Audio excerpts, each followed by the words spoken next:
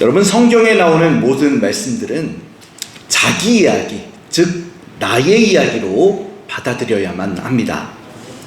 축복의 말씀 부분은 물론이고요, 때로는 하나님께서 무섭게 꾸짖는 징계의 말씀이 나온다 할지라도 그것들도 다 나에게 주시는 내 말씀으로 듣고 새기면서 또다시 회개의 기회로 새겨야만 하늘에서 주시는 하나님의 은총을 누릴 수가 있게 됩니다.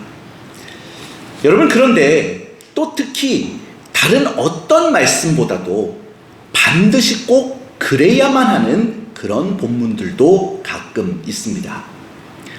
여러분, 이게 무슨 뜻이냐면요, 가끔 이런 본문들을 만나게 되면 그것은 제3자인 독자 입장에서도 보면 절대로 안 된다라는 것이에요. 즉, 이것을 제3자 입장에서도 아니고 반드시 내게 주시는 내 말씀으로 봐야만 그 말씀에 대한 오해도 하지 않게 되고 정말 은혜도 받게 되는 그런 말씀들이 있다라는 겁니다.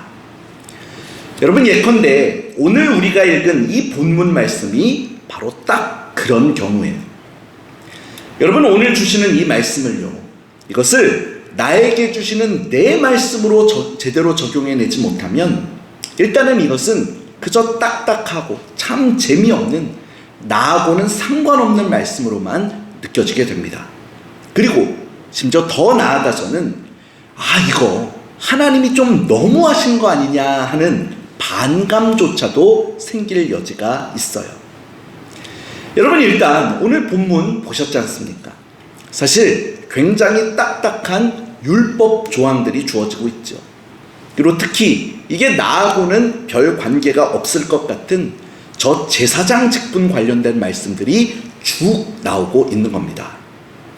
여러분, 게다가 그래도 이게 하나님 말씀이니까 좀 살펴보자, 특히 좀 객관적으로 배경을 잘 살펴보자고 혹시 제3자 입장에서 접근을 하고 연구를 하다 보면 자칫 되레 시험에 빠질 수도 있게 된다는 것이죠. 여러분, 왜 그렇겠습니까? 여러분, 오늘 말씀들을 잘 보시면요, 하나님께서 순전히 아론과 그 직계 제사장들 계열에게만 너무나 지나치다 싶을 정도로 대단한 특혜를 베푸시는 내용으로 가득 차 있는 것을 보게 돼요. 여러분, 사실 오늘 본문 말씀은 저 앞에 민수기 16장에 나오는 고라, 다단, 아비람, 온 같은 그런 불안당들의 반역 사건이 있은 직후부터 계속 이게 이어지는 본문입니다. 당시 그들은 특히 아론의 대제사장직을 걸고 넘어졌었죠. 특히 고라 같은 사람은 나도 레위 자손 중에 하나인데 왜 레위 자손 중에서도 아론만 대제사장 노릇을 하고 지도자 노릇을 하느냐, 우리도 할 수 있다, 이제는 좀 그 권리를 우리에게, 권세를 우리에게 넘겨라, 이런 식으로 나서서 반역을 했더랬어요. 여러분, 그래서 그 다음에 하나님은 어떻게 하십니까? 하나님은 백성들 앞에서 당신이 세우신 대제사장 아론의 권위를 분명히 세워주시기 위해서 여러 가지 강력한 조치들을 하셨던 것을 보게 됩니다. 즉, 먼저 이 반역하는 무리들을 땅이 갈라져서 삼켜버리게 하시고, 또 향로에서 불이 나와서 살라버리시게 하시는 등 무섭게 진멸을 하셨어요. 그리고 이어서 17장에서는 아론의 지팡이에만 이 싹과 살구 열매 그것이 나게 하셔서 다시 그의 권위를 더욱 확증해 주셨죠. 그리고 오늘 본문 바로 앞에 18장 1절부터 7절에 보면 레위인들 중에서도 다른 레위 자손은 아론 제사장 계열을 그저 돕기만 해라. 그래서 성막 제사의 주축은 누가 뭐래도 아론 제사장 계열이 전적으로 담당하는 것이고 너희들은 그저 돕기만 하라는 말씀이 주어집니다. 그리고 특히 3절에 보면 다른 레위 자손은 성소 기구와 제단에는 가까이 하지도 말라고 하시면서 앞서 레위 자손 중 하나인 고라가 했었던 것 같은 그런 월권이나 반역은 다시는 생각하지도 못하게 철저하게 선을 그으세요.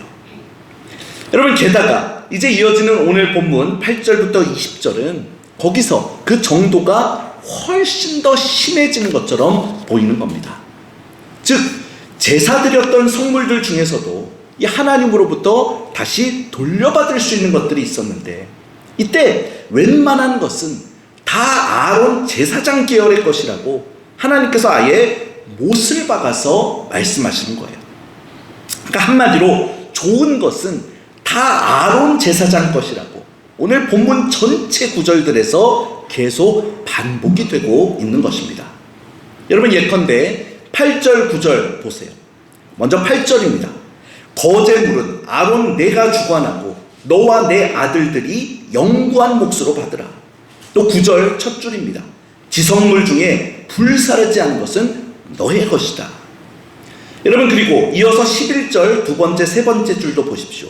거제물뿐 아니라 모든 요제물도 다 너희 거다. 또 12절입니다. 백성이 여호와께 드리는 첫 소산 곧 제일 좋은 기름과 제일 좋은 포도주와 곡식도 다 너의 것이다. 여러분, 정말 이런 식으로 다 아론 계열의 것이라고 못을 박으시는 말씀들이 계속 반복해서 이어지는 거죠. 여러분, 또 15절 하나만 더 보겠습니다. 초태생은 다 내 것이라고 하시죠. 여러분, 그러니 어떻습니까? 고라나 다단, 아비람, 온같이 이 반역했던 사람들, 사실은 이미 다 무섭게 심판하신 이후지 않습니까? 그리고 여러 가지 조치들을 통해서 아론과 제사장들의 권위를 충분히 세워주실 만큼 세워주신 것 같았거든요. 근데 그럼에도 불구하고 또 이렇게까지 모든 좋은 것들까지도 다 제사장들 너희들만 가져라 하시니, 이것은 해도 좀 너무하시는 거 아닌가, 이런 생각도 들 수 있다라는 것이에요. 여러분, 그런데 오늘날 우리는 바로 여기서 사실 너무나 중요한 영적 진리를 한 가지 발견하게 되는 겁니다. 즉, 하나님은 정말 이렇게 편애하듯한 방식으로 전폭적으로 세워주고 사랑하며 역사하시는 하나님이시라는 것을 오늘 본문은 분명히 우리에게 가르쳐 준다는 것이죠. 즉, 여러분, 구속사의 흐름 속에서 사실 하나님은 획일적으로 공평하신 분이 결코 아닙니다. 바로 철저히 당신 뜻에 맞는 이들을 구별하시고 선택하시고 그 다음에는 철저히 한쪽으로 기우는 것처럼 제대로 그들의 편이 되어주셔서 무려 그들을 위해 싸워주기까지 하시면서 모든 것을 책임져 주시는 하나님이 되신다는 거예요. 여러분, 그러니 오늘날 우리는 아론처럼 정말 이렇게 하나님이 인정해 주시고 하나님이 나를 위해서 싸우실 정도가 되는 이런 입장에 그 누구도 아니고 내가 반드시 여기에 서겠다라는 마음으로 오늘 본문을 봐야 하는 줄 믿습니다. 여러분, 사실 우리도 살아가다 보면 자주 여러 가지 갈등 국면에 부딪히게 돼요. 그리고 어떨 때는 정말 내 힘으로는 도저히 그 갈등을 이겨내기 힘든 그런 갈등의 상황들도 만날 때가 많습니다.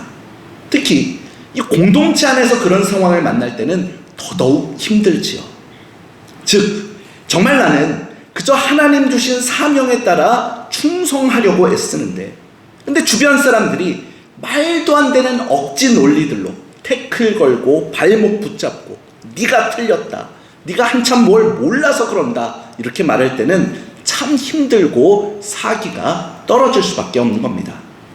여러분, 근데 그럴 때 하나님이 아론 편을 들어주셨던 것처럼 나서주셔서 확실하게 내 편을 들어주시면서 그 모든 잘못된 이야기들과 비방들을 다 잠재워 주시고 무사람들 앞에서 나를 들어서 써주신다면 그 기분이 어떻겠습니까? 여러분, 제가 군대에 있을 때 군 성직자, 즉 군종장교, 군목이었다라는 말씀을 몇 번 말씀드렸었어요. 여러분, 그런데 저만이 아니라 이 군대에 있다 보면 우리 군목들이 참 여러 가지 얄궂은 상황을 많이 만나게 됩니다. 여러분, 원래 군종장교들은 물론 장교 계급을 받고 군인 신분으로서 복무를 하지만 근데 군대 안에서는 규정상으로도 반드시 성직자로서 예우를 받게 되어 있습니다. 그래서 이 군종장교를 부를 때도 아무리 사령관이나 사단장이라 할지라도 그냥 군종장교, 홍대위 이렇게 부르면 안 되게 돼 있어요. 반드시 목사님 하고 이렇게 부르게 돼 있습니다. 여러분 근데 어떻습니까? 군대에는 온갖 종류의 사람들이 다 있죠. 그리고 이런 거 절대 안 지키려고 대놓고 안티를 부리는 사람들도 얼마든지 있습니다. 여러분 근데 적어도 제 경험에는 호칭은 상관이 없었어요. 어이 군종, 어이 홍대위 이렇게 부르는 거 저는 정말 아무렇지 않았습니다. 근데 문제는 뭡니까? 정말 우리 군인교회와 군인신앙의 적의를 품고 사사건건 군종활동, 예배활동을 방해하는 그런 지휘관이나 고위 장교들을 만나면 정말 힘들게 느껴질 수밖에 없었죠. 정말 내가 딴 것도 아니고 이 정당한 직분과 권한을 가지고 우리 병사들 훈련받을 때 도움되기 위해서 위문도 좀 하고 또 야전 훈련 때 주일 성수 우리 친구들이 할 수 있도록 어떻게 텐트를 쳐서 어떻게 예배를 드리고자 계획을 세워놓으면 그것에다 대고 사사건건 방해질을 하는 겁니다. 여러분 제가 아는 어떤 선배 목사님도요, 초임 때 아주 지독한 연대장 지휘관을 하나 만났더랬습니다. 근데 정말 그 연대장이 너무나 심한 안티 크리스찬이어서 이 선배 목사님을 아주 힘들게 했다 그래요. 그리고 여러분 부대 지휘관이 그렇게 목사님을 무시하면 그 부대 안에서 어떤 일이 일어나는지 아십니까? 점점 다른 간부들도 똑같이 다 비협조적이고 무례하게 굴게 되어 있어요. 근데 어느 날 그날도 훈련 중이었는데 그래도 어떻게 애를 쓰면서 눈칫밥 먹어가면서 그 훈련지에서 병사들 돌보고 예배도 집례하고 있었는데 근데 군단장이 거기에 시차를 나온 겁니다. 여러분 남자분들은 잘 아시죠? 보통 군단장은 별이 3개인 분들입니다. 그런데 당시 또 군단장이 아주 신앙이 깊은 장로님이셨다 그래요. 그리고 이 군단장이 시차를 나왔으니 이 모든 부대 간부들이 다 긴장했을 수밖에 없었죠. 근데 이 군단장이 쭉 돌아보다가 이 군목 목사님, 중위였습니다. 말똥이라 그러죠. 다이아 2개밖에 안 바뀐 그런 상태의 목사님이었는데 이 간부들 중에서도 제일 말단에 있죠. 거의 말단에 있는데 마지막에 목사님이 경례를 하니까 아니 무슨 목사님한테 제가 경례를 받냐고 깍듯이 인사하면서 손을 잡아주더라는 겁니다. 그러면서 아니 군종 장교분들이 보통 힘든 훈련지에 몇 박 며칠 동안 이렇게 나오신 거를 내가 거의 못 봤는데 이렇게 병사들과 동고동락도 하면서 애써주시는 목사님이 계셨냐고. 우리 군단 사령부에서도 간부들이 정말 책상머리에만 앉아 있으려고 하는데 이런 모습을 본받아야 한다고 하면서 그래서 너희들도 책상 앞에만 있을 생각하지 말고 이렇게 야전 현장에서 병사들과 동고동락하는 이런 분을 본받으라고, 이런 분이 진짜 간부라고 그 별 3개짜리 군단장이 말똥 2개짜리 중위손을 붙잡고 한참이나 이야기하더라는 것이에요. 그러면서 함께하던 그 부대의 별 2개짜리 사단장한테도 지시를 했다라는 것이죠. 우리 목사님이 이렇게 병사들을 위해서 애쓰시는데 필요하신 것 전혀 불편함 없이 다 협조해드리고 지원해드리라고요. 여러분들은 상상을 해보십시오. 여태까지 그 목사님 그렇게 딴지 걸고 힘들게 하던 그 연대의 연대장과 간부들은 심정이 어땠겠습니까? 여러분 연대장이라고 해봐야 솔방울 3개에 불과합니다. 별 하나보다도 못한 사람이에요. 그러니 그 와중에 이 사람들이 얼마나 벌벌벌 떨었겠어요. 혹시라도 목사님이 연대 간부들이 이렇게 군종활동 협재 안 해주고 힘들게 했다, 방해했다 이런 말 나올까봐 그저 벌벌벌 떨 수밖에 없었죠. 여러분 실제로 야전 종교행사 하려고 했는데 전혀 텐트도 지원 안 해주고 아무 협조도 없었다 그러면 자기들은 그 순간 정말 끝장날 수가 있는 것이거든요. 그래서 또 군단장이 돌아간 후에도 별 2개짜리 사단장이 또 일장 훈시하고 철저히 지원해드리라고 지시를 하니까 그 다음에는 이 사람 저 사람들이 다 몰려와서 이것은 혹시 안 필요하십니까? 이것은 안 필요하십니까? 법석을 떨더라던 것입니다. 여러분, 저도 저 경기도 연천에서 7호 여단이라는 곳에서 근무할 때 야전 훈련지에 함께 나가서 이 병사들 위문 상담도 하고 야전 종교 행사도 진행했었습니다. 그리고 저번에도 한번 말씀을 드렸지만 훈련 끝날 때 전 장병들 앞에서 여단장님이 저를 그 단상에 불러 올리셨어요. 그리고 원래는 비가 많이 오기로 예보도 돼 있었는데 그동안 비가 하나도 안 오고 우리 부대가 이렇게 좋은 성과로 훈련을 마칠 수 있었던 것은 우리 목사님이 이렇게 우리 위해서 함께 해주시고 기도해 주셔서 그런 거다고 하면서 전 여단 장병들 앞에서 우리 목사님께 감사를 해야 된다고 감사를 시키셨어요. 그리고 그 훈련 마지막을 아예 공식적으로 제가 대표 기도하는 걸로 마무리하게 배려해 주셨죠. 여러분, 그러면 여러분 이런 일이 있고 나서는 어떤 일이 벌어지는지 아십니까?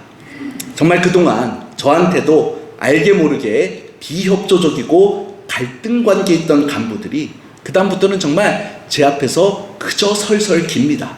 그리고 정말 필요 이상으로 오버를 해서 뭐 이런 거 안 필요하신가요? 저런 거 안 필요하신가요? 하면서 너무 자주 찾아와주고 지원해주고 저를 높여줘요.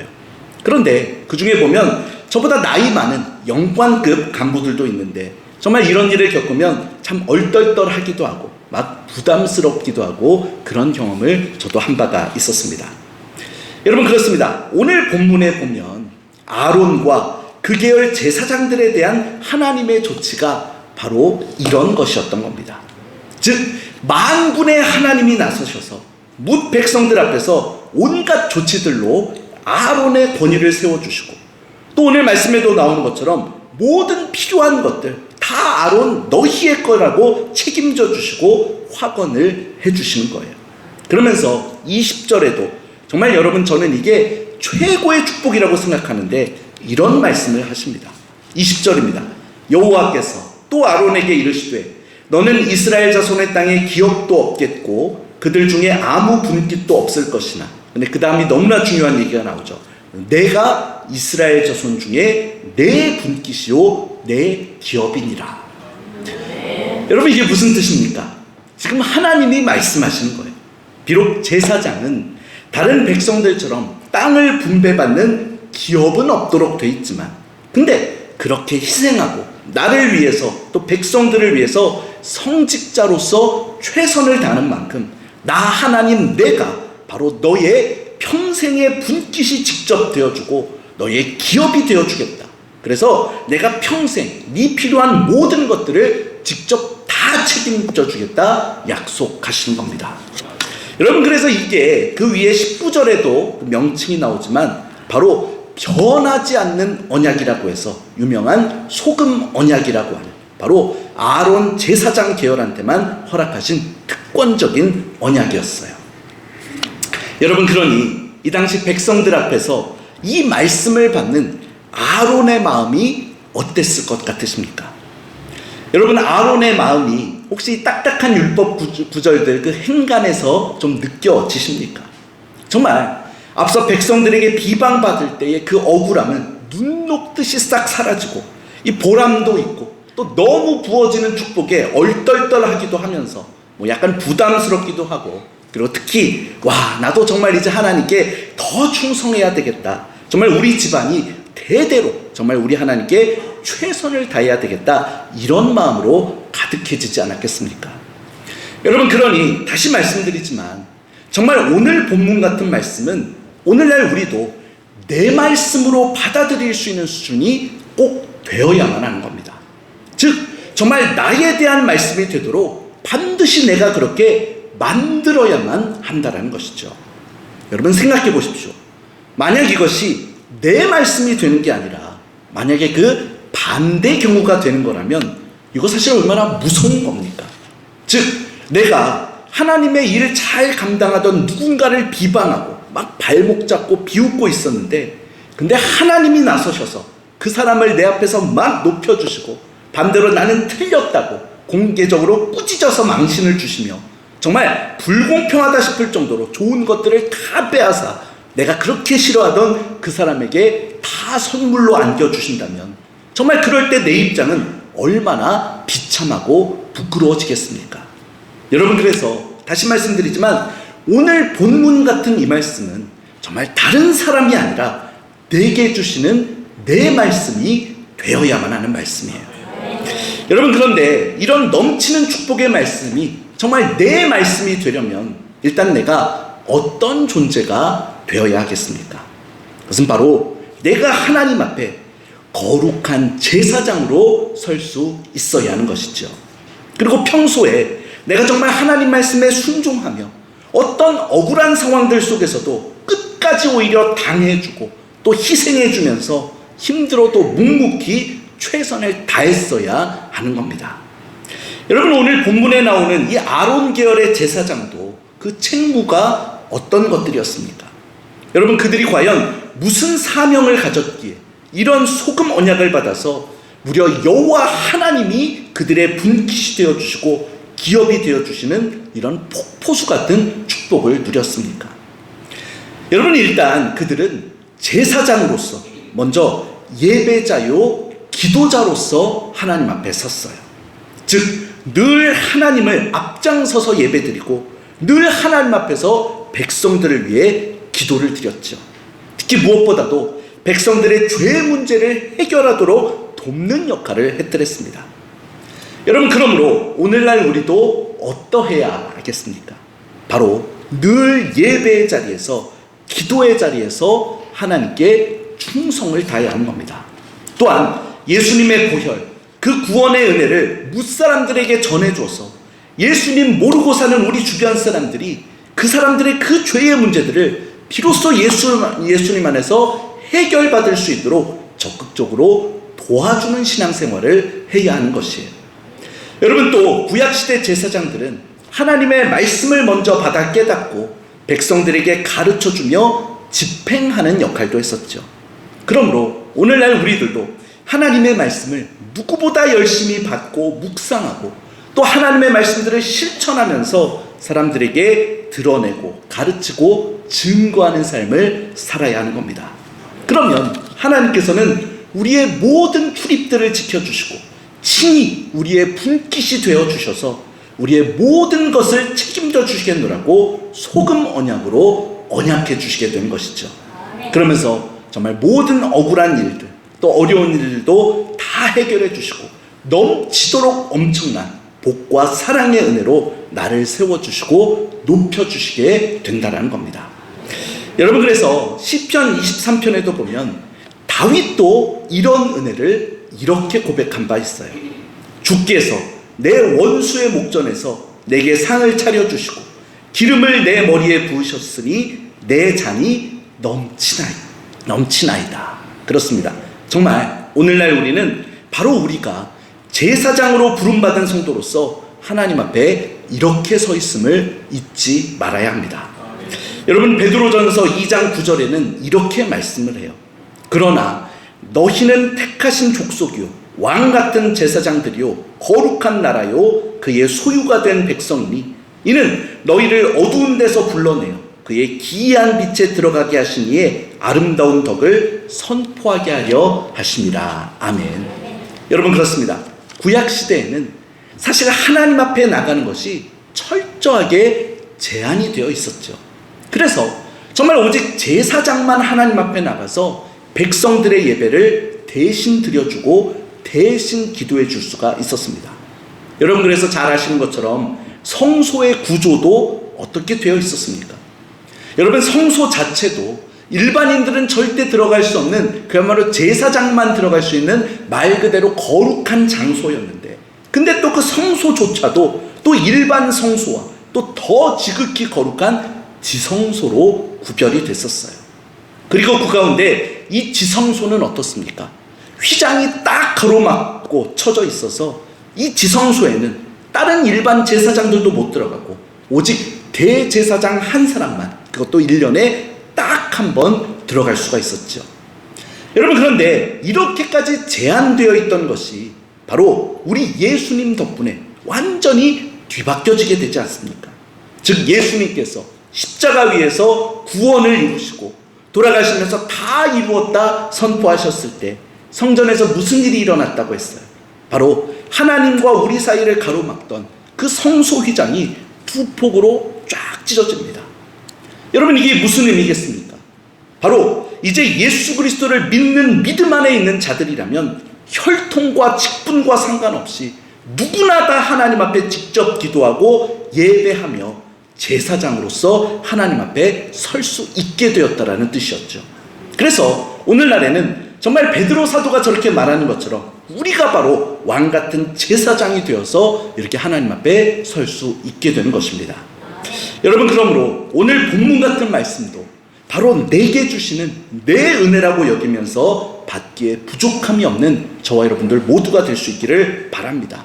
그래서 정말 예수님의 값진 보혈로 이루어 주신 이 왕 같은 제사장 주신 이 사명에 오늘도 열심히 충실함으로써 장차 하나님께서 내 편을 막 들어주시고 모든 좋은 것들을 선물로 주시며 나의 모든 일생의 것들을 책임져 주시는 그 거룩한 소금 언약 속에 온전히 살아갈 수 있게 되는 저와 여러분들 모두가 될 수 있기를 주님의 이름으로 축원합니다. 기도하겠습니다.